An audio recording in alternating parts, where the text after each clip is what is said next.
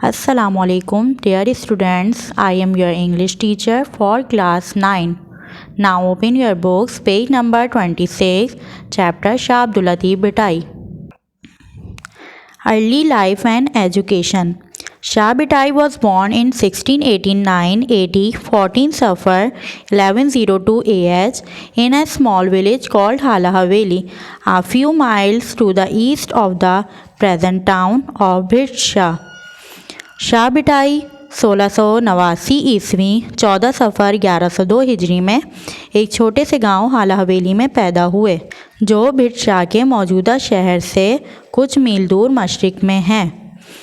Latif was raised during the golden age of Sindhi culture. Shah Latif की परवरिश सिंधी सकाफ़त के सुनहरी दौर में हुई। His first teacher was Akhund Nur Muhammad Bhatti, but mainly he was self-educated. सबसे पहले इनके उस्ताद अखुंद नूर मोहम्मद भट्टी थे, लेकिन ज़्यादातर इन्होंने खुद अपने आप को तालीम से आरास्ता किया। Although he received little formal education, the Risalo provides proof that he knew Arabic and Persian quite well. हालांकि उन्होंने बाकायदा तौर पर बहुत कम तालीम हासिल की, लेकिन इनका रिसाला इस बात का सबूत देता है कि वो अरबी और फ़ारसी बहुत अच्छी तरह जानते थे।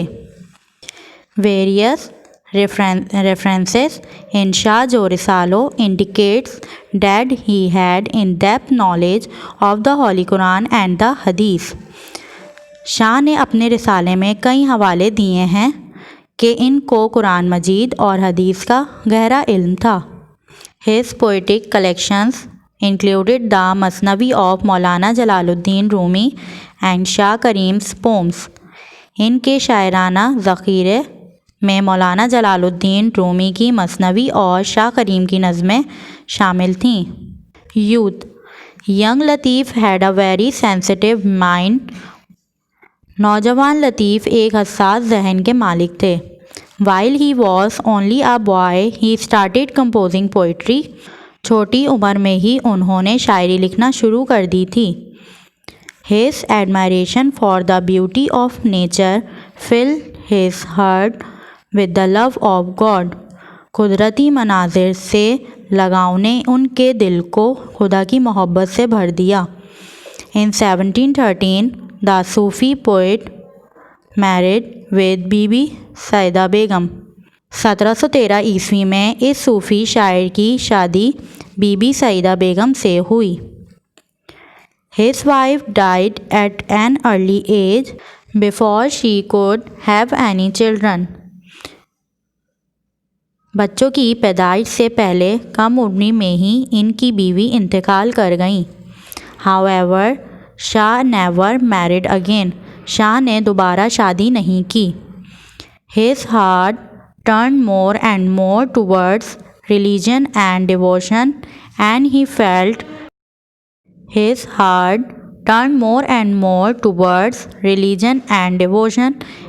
felt restless. He found it difficult to live a normal domestic life. उनका दिल ज़्यादा से ज़्यादा मज़हब और तसव्वुफ़ की तरफ माइल हो रहा था और ख़ुद को बेचैन महसूस करते थे। उन्होंने महसूस किया कि एक आम सी घरेलू ज़िंदगी गुजारना उनके लिए मुश्किल है। Spiritual growth. Latif's love of God grew more and more to the extent that he found pleasure only in devotion. खुदा के लिए शाह लतीफ़ की मोहब्बत दिन ब दिन बढ़ती गई। इस हद तक बढ़ गई कि उनको सिर्फ तसव्वुफ़ में ही राहत मिलती थी। As a result, he spent most of his time in prayers and deep thinking.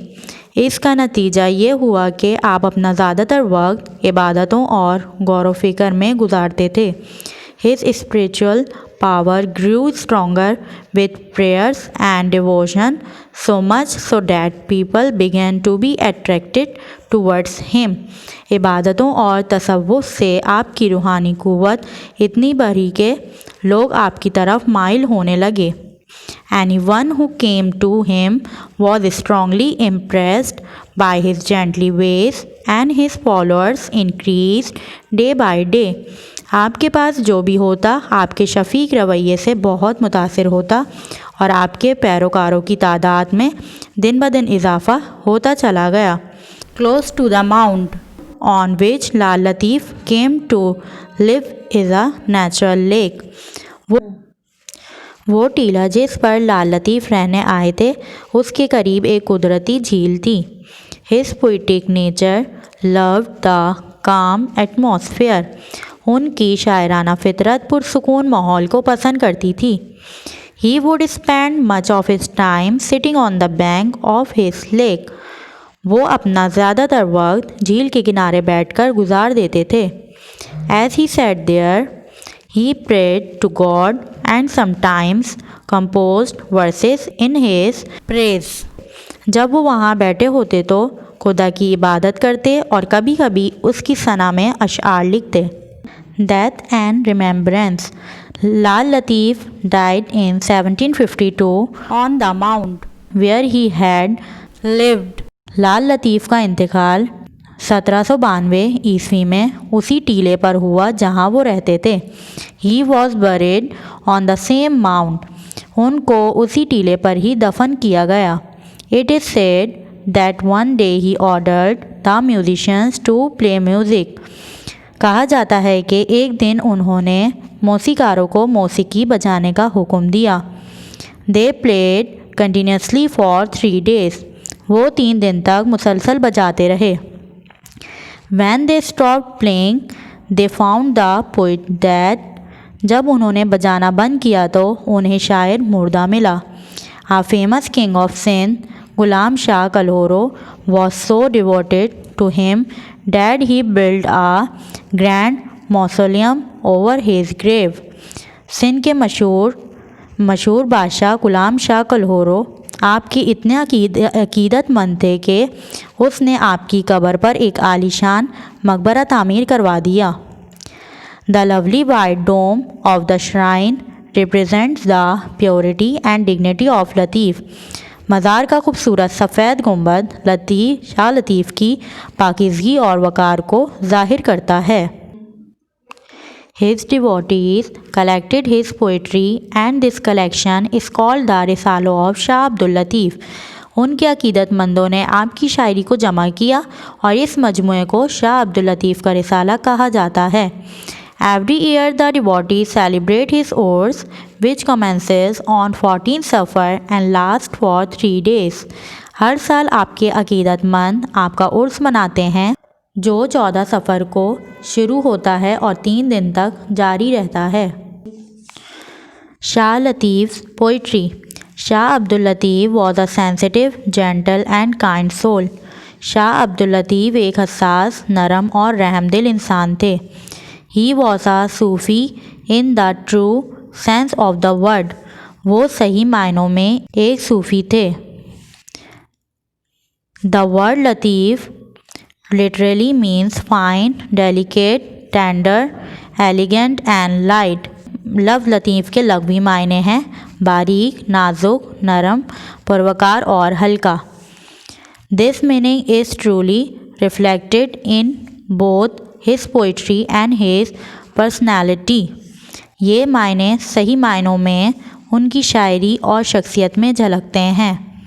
Moreover, he was a poet of the people, so he wrote in the language of the common man.